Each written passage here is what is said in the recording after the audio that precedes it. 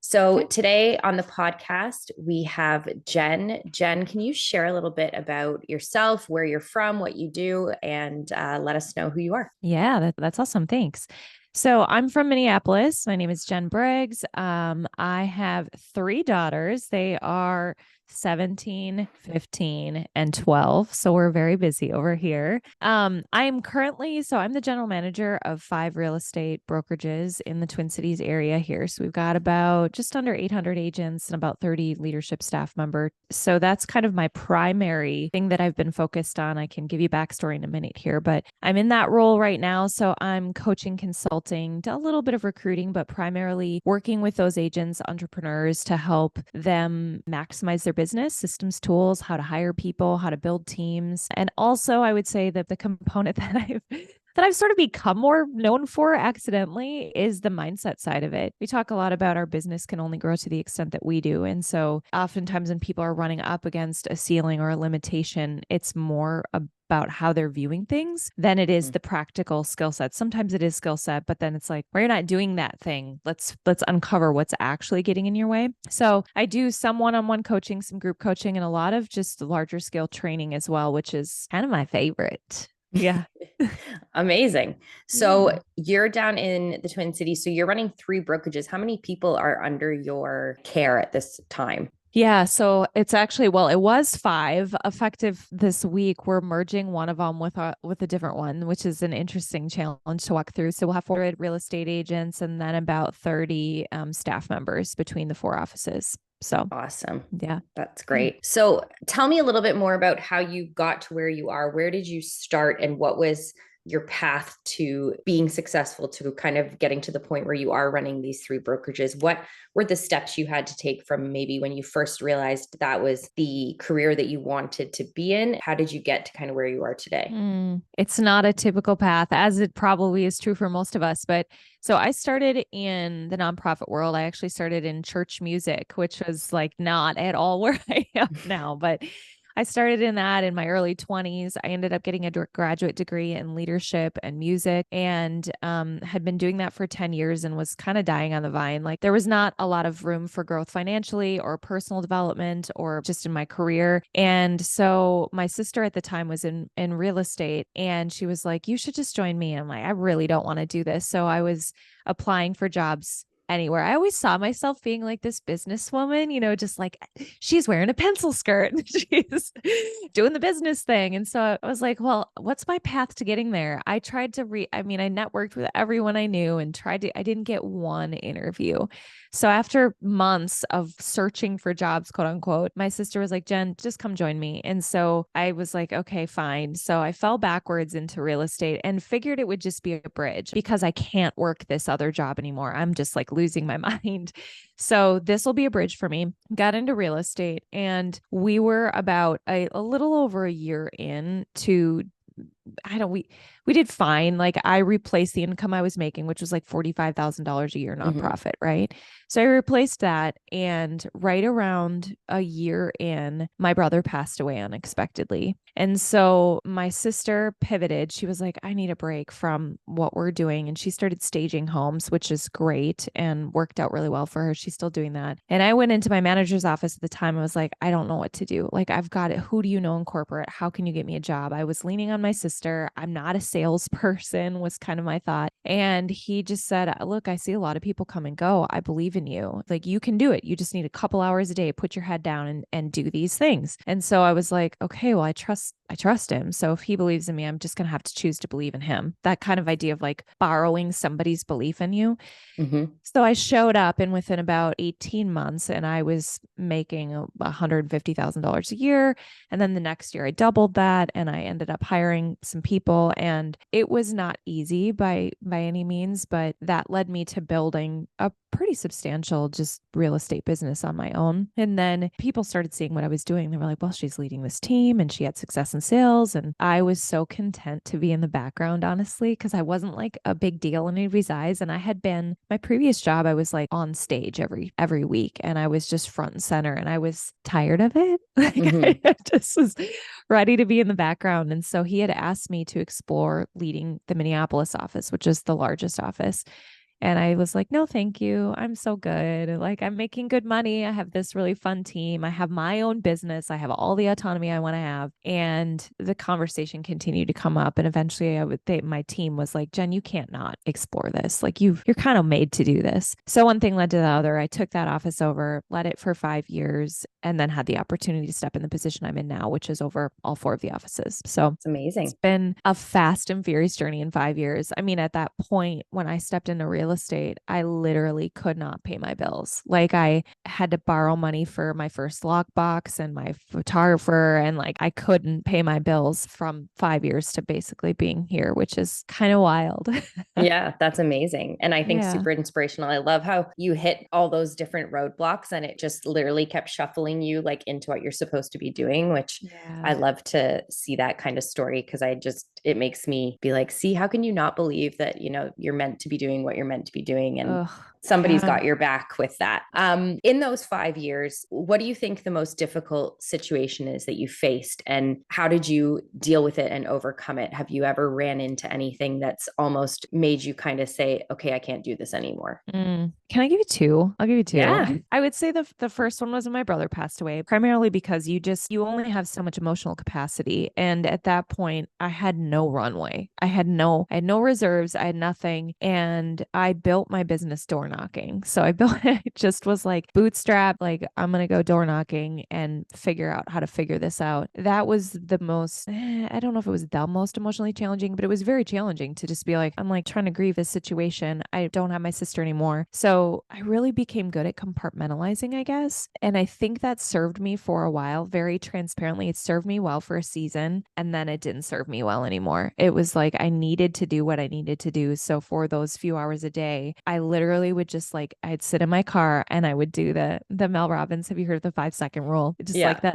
the Mel Robbins, like 5, 4, 3, 2, 1, go. And I would do it in the snow and the rain and just get out of my car and go and not think. I just had a rule like, don't negotiate with yourself. Don't think about it. You made a commitment to do this thing for, it was at the time, I'm like, give it 6 months, give it everything you got, and then just see what happens. So during that time, I became good at compartmentalizing and developing like a really acute discipline muscle. I like to say that discipline, it seems obvious, but discipline often comes before motivation, not the other way around. And Mm-hmm. so that was what got me through that period. And then eventually I started seeing results and that started taking off. So that's cool. But then eventually I was like, I've got to give myself some space to pull back in like my wholeness and not be so fragmented, you know? The second thing I would say is I'm sure a lot of people say this, but being in Minneapolis, so we had COVID, obviously, and then in the real estate industry and in Minneapolis, our restrictions were really, really tight. So a lot of the other offices didn't have the same restrictions that we did. And we had to go 100% virtual for a long period of time. And so leading a team and holding a team together and dealing with your own like anxieties around what it was and everybody else's, that was a thing. And then George Floyd happened. That happened in Minneapolis. My best friend lives like 4 doors down from where it happened. Oh And God. we had realtors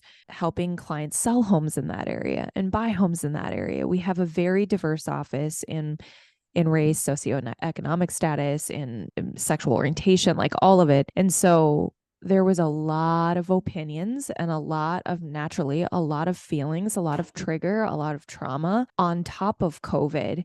And Mm-hmm. so it was like, how am I going to navigate this, and what do people need right now? And I think what I've learned about myself, which I think I wouldn't have seen it had this not happened, is that some of my best leadership comes out in the most trying times because it requires a totally different skill set. That this might sound a little self-centered, but I just don't think a lot of people either have it or haven't had the opportunity to develop that. Mm-hmm. So it's kind of that Brene Brown stuff or Simon Sinek. It required a lot of space for vulnerability and courageous conversations and a willingness to admit I don't have it all figured out. I don't know what I don't know. On a very practical level, one of the things that I did, I always knew that I could only see whether it was COVID or it's George Floyd's situation, and how are we training our agents right now? Even how are they talking to their clients about redlining and things that are specific to real estate? I can only see the perspective that I can see. My coach at the time used this analogy of a beach ball. And she's like, if you're holding a beach ball in front of you and it's right in front of your face, what do you see? And somebody might say, well, I see white. Like I just see this strip of white in front of me. And if the person on the other side sees the other side of the beach ball, you can only see what you can see. And so part of your job as a leader is to gather as many perspectives as you can to see the most holistic picture that you can, and then make the best decision for everybody. There was probably a handful of people that I sought out that I would call in the most difficult situations, and I knew they had different perspectives. So like, I want your perspective and don't sugarcoat it for me.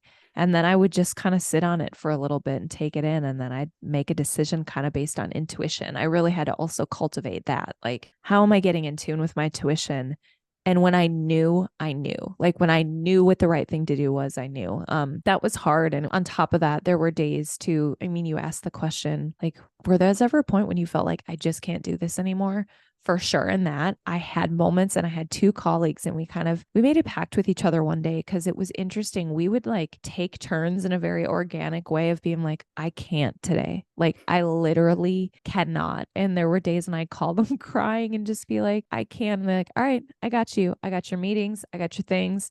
I'm like, thank you. And then we would just kind of go through this rotation of knowing humans have capacity, and we definitely reached our capacity. So those are a couple practical things I did during that time. Amazing. There's quite a few things you said in that story that strike me. And one, I think, is that as an entrepreneur and as somebody, when you said when you started, you couldn't pay your bills. And I think there's something to be said for getting to a point or being in a place where you kind of have to succeed. You don't have another choice. And even when you run up against things as awful as losing a family member or having to go through any type of grief where you are also running a business and you literally don't have another choice, there's no compassionate leave for you available. There's, you don't get paid to have time off to grieve, and you really have to compartmentalize, as you said, and focus. And I've had situations like that where just everything's going wrong, but you have to literally, like you said, 5, 4, 3, 2, 1, and like put a smile on your face, get out of the car, be happy, talk to your business, rely on kind of your instincts that you know your skills and you know what you're talking about, and almost just let it be on autopilot. And then kind of like you can reopen that emotional gateway when you're alone and when you're set aside. I think that's probably some good advice for anybody kind of starting out in their career or who hasn't really gone through anything traumatic yet. While they're running their business. Like eventually, we all have ups and downs, and we all go through seasons of our life where things are great or things aren't so great. And when things aren't so great, we have to have some tools to be able to navigate that and continue to move forward. Otherwise, we're just going to wither and die. And that's not an option. For sure. And then the second thing I really loved was gathering the perspectives and kind of leaning on your team. So one thing I always say is that we have to surround ourselves with a team that works. Otherwise, we're never going to be able to grow. Like you can be as amazing and wonderful and perfect at what you do, but if you can't hire the right people and lean on the right people to support you in your business, that level of growth will hit a ceiling at some point. As one person, you can only do so much, right? Yeah. And there was one thing you said, and I think it's Brene Brown, but I could be incorrect, where it's like she kind of asks her partner, I think it's her and her husband, and she says, how much do you have today? Right. Yep. And if he says, I've got 80%, she goes, cool, I'll get your other 20. Yep. And I feel like that with my team. Like, if I go in and I say, guys, I'm just not having a good day today. Like I'm feeling negative. I'm having a lot of negative self-talk. I'm just feeling like things aren't going right. And they're like, they will, automatically pick that up and be like, nope, we got this. We're doing this. Let's move forward with this. And it's just, they kind of bring the positivity up. And if they're feeling down, it's the other way. So we balance each other out. So I think it's so important to be able to identify those people in your business and surround yourself. And if you are a solopreneur and you're on your own, find a friend, find a sibling, find a parent who can possibly give you that. So you can call them and say, I have 40% today. Like, can you give me 60? Can you fill in a little bit here and just, bump me up, help me feel better.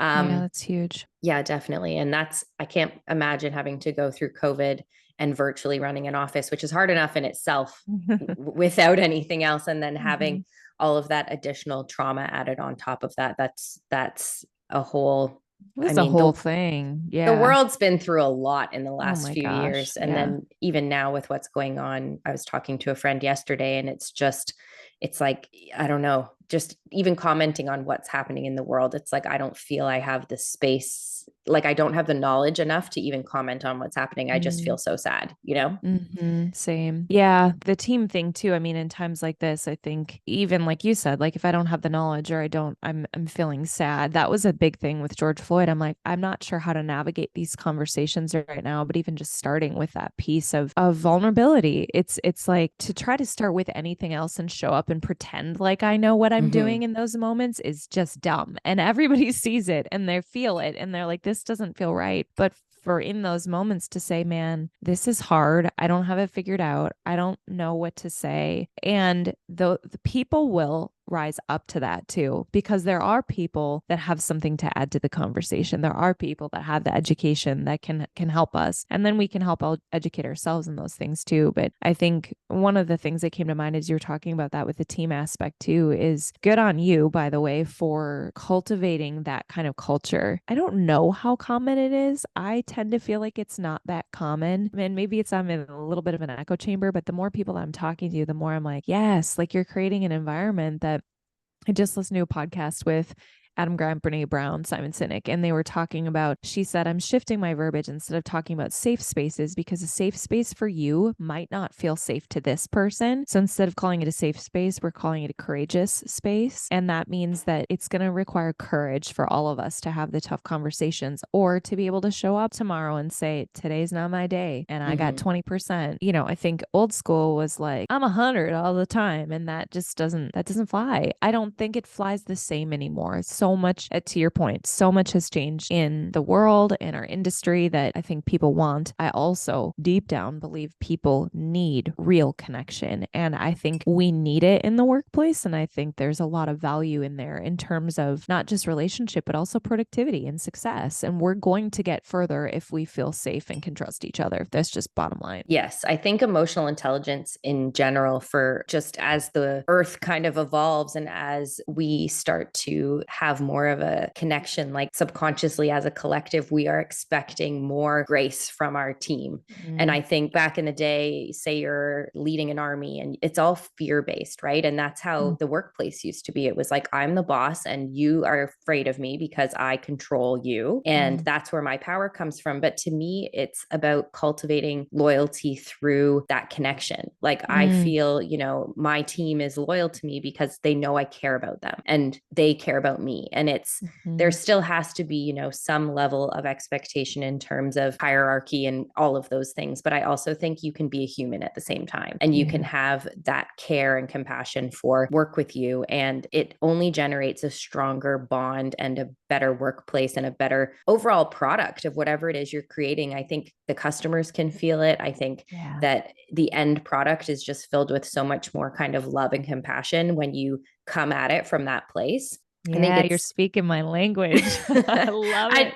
I just think it's not something that you can put like a value on. It's really, and you kind of have it or you don't. And that's how you. I think that's part of the challenge though too, or part of what I'm running up against is if I'm measuring or I'm trying to put metrics around like how is an employee successful or an entrepreneur successful, and we have all of these things that are really hard, if not impossible to measure, but we know that they're so important. And then we not only can we not measure like are you doing these things? I guess there are ways, but it's hard to see the output or the result of that. You know, what is the actual result of a healthy team versus a not or a vulnerable team versus a not vulnerable team? It's really tough, but I mean this is kind of the whole piece that I'm leaning into right now is seeing like the way that we've done this, kind of what to you were speaking historically, this like hierarchical dominant, I'm going to say masculine energy way of leading, which I did for 15 years of my career, and it got me where it got me to some degree, but it just isn't working the same way anymore, and people feel it and are resisting it and like screw this, I can go do my own thing, which is why we have so many great entrepreneurs in part. But yeah. Yeah, definitely. What would you say the best part of your business is now? I mean, this feels maybe a little woo woo, but my heart is really to help people like shed old skins. As I've gone through my personal journey of growth and I would say some kind of awakening, I used to think I needed to change pieces of myself. And now I keep using the word unfold, but it's like all of who we are, all of who we are at the core, we've always been, and it's all good. Like there aren't these bad parts of us that we should exile. And so I think as we learn to fully, I guess, embrace, these are also cliche words, but just like really get to know who we are at the core and then shed all the crap, all of the old skin on top of that.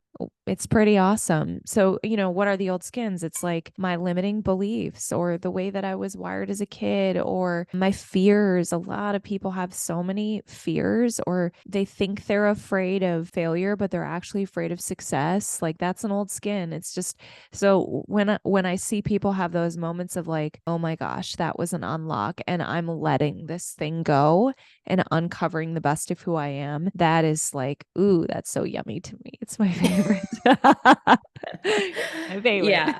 I think like as women, as we age, we start to become more comfortable with ourselves and allow ourselves to do that Are you unfolding. saying I'm aging? No, I'm saying I am. I am aging.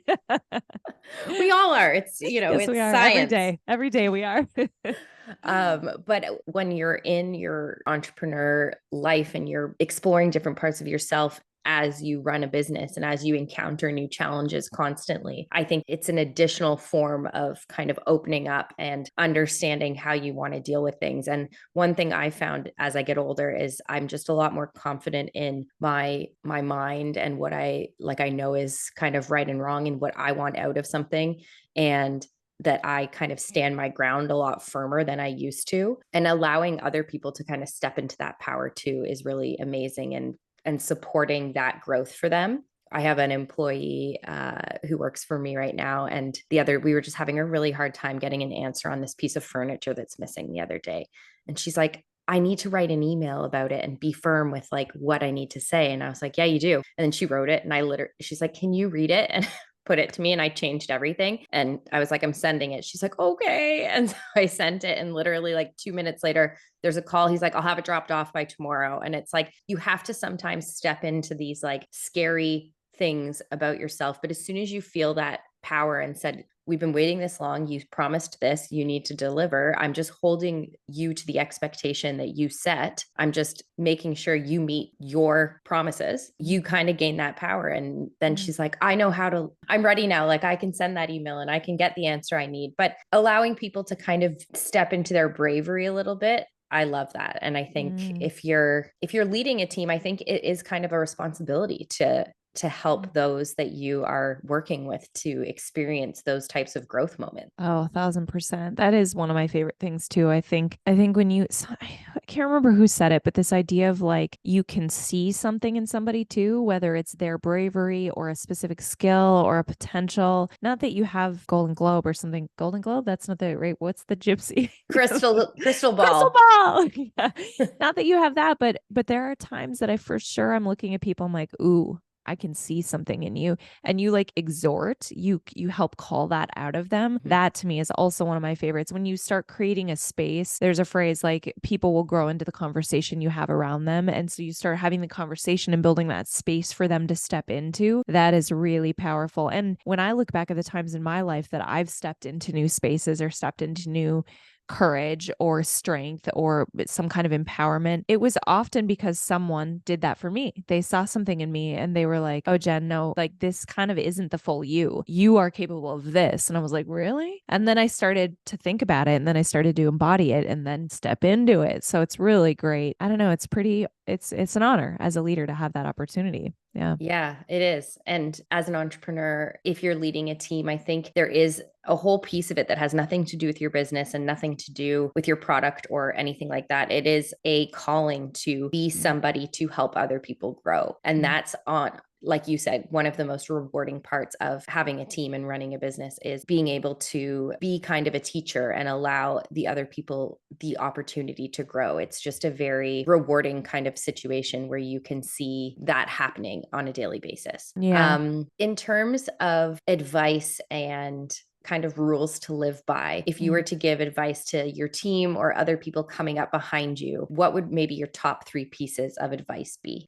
I think there's a lot of power in getting clear on, I'm going to call it your why, or, Simon Sinek has the book Start With Why. He's got a TED Talk. People can go watch that. It's like 18 minutes or something, but your why is bigger than you, right? It's often a point of contribution to society. Not that it has to be like, I'm going to go build a school in a third world country. It can be that, but what is it that you actually care about deep down, and why is that? And it might seem, again, a little out there, but for me, having clarity on sort of my dharma, my purpose, what lights me up, my why is what lights me up. It's not just like what I think I should give to. It actually like sets me on fire, right? And when I got clear on that and connected to that, that purpose is what pulls you through pain. It's what pulls you on the other side of the fear, and the pain is always where the potential is. And if you don't have clarity on what's on the other side of it or what you can see out there, it's really hard on the hard days to pull through. And going back to where we started, discipline in those moments when this is why I'm doing this thing today. I don't want to do. As an entrepreneur, you're gonna have to sell however you choose to sell, and that's not everybody's favorite thing to do. And maybe it's hard conversations with employees. Maybe it's hiring somebody that you're scared of doing that. You have to know what's on the other side of it in order to have something to pull you through the pain. So getting clear on that, I think, is really important. Yeah, that's huge. Yeah. And I mean, just kind of to reiterate, I would say understanding the aspect of discipline. Like, I think there's a lot of the entrepreneurs that I've worked with, and myself included, we get new ideas. It's kind of like, well, the best entrepreneurs have these greatest ideas, and you get ideas and you get all jazzed up by the idea. And then the execution requires discipline. It requires a plan. And you've got to know going into it, get the great idea, get the big dream, make a plan, and then execute consistent. Like, you're going to have to be consistent on the things that are not super sexy and know that. Third thing, what else would I say? I think it's kind of coming back to on knowing yourself. I think it's really easy at so many turns to think we know ourselves, and then to show up to a situation or to a marketing plan or to a room full of people and ask, what do they want? What do I think they want? Which there's a good aspect of that. But if I'm living my life from the outside in, I'm never fully showing up as me. Does that make sense? Yeah. Like, if I'm constantly like, well, who do they think, if like, I use the example in one of my trainings, like, if I thought I wanted to date an NFL football player, and then I was like, well, what am I going to have to do to date him? And I'm like, well, I have to become a cheerleader. then like, I try to do that. I'm like, well, I'm not really a cheerleader. I'm going to get, if I get lucky enough to get into that relationship, like, it's not going to be successful because I'm not showing up as me. So in a real way, again, it's slowing down enough to go to just before you get started, or maybe if you're already started and you're not really clear on who you are and what your values are and what's important to you and why is that important and what are your quirks. Like, for me, I'm learning on just embracing my weirdness. And if I'm in front of a room and I say something quirky, it's okay. Like, this is just, I'm going to be me. And then to one point that we talked about earlier, I think when you show up that way, I know when you show up that way, the path unfolds in such a magnetic, powerful way for you. And things come to you that are in alignment with you versus have this constant resistance of trying to fit in to a marketing plan or an approach or something that isn't in alignment with who you are. You will have constant resistance and tension and strain if you do that. I think one kind of visual I always think about in terms of like your authentic self is that if you only saw people for their energy, like if you were trying to be something you're not, and I saw you for kind of what you're trying to be, it just wouldn't fit. I'd be like, something's not right about that. Like, it's just square peg, round hole. Like, in my heart, I don't feel it. Like, I don't like it. I don't like what you're saying. I don't, whatever it might be. And then as soon as you show up as your authentic self, and your why really dictates that part of you as well, because your why is completely a derivative of who you are authentically and what you want out of life and what you want for the world. And as soon as you show up that way, it resonates. People see past you as a physical thing, and they feel that you are true. Like, you're being congruent. It's congruent. Exactly. Yeah. And I think that's massive in any business. As soon as I always say that's my superpower is I truly am myself when I meet clients for the first time. I am who I am. I joke around. If they don't like it, that's fine. It's just not a good fit. But the people that do like it, they love it. And that's like how I connect with people, and how, the relationship, how we go through tough times when they're really stressed out during their renovation or something comes up and it's not okay. It's like that relationship that we've built on authenticity from the get-go is what carries us through and keeps the success coming in.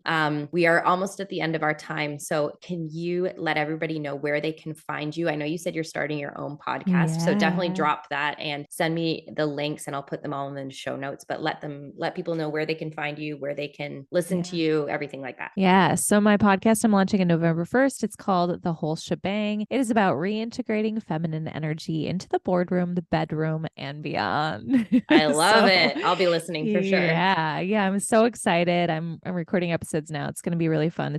I thought it was like like an interesting thing 3 years ago, and it's grown into this passion I can't outrun. So I'm super excited about that. So you can find me on Instagram. I'm just getting my Instagram going for that podcast on The Whole Shebang with Jen. My website is the same, The Whole Shebang with Jen. And in there, there'll be contact information if you want to reach out. But thank you for that opportunity to plug that. I would love you guys to check it out. Awesome. I'll include all of that. And thank you so much for being here. I think that was really great. So many good little tidbits and advice in that episode. So I appreciate your time and your energy being here. And we'll catch you next time.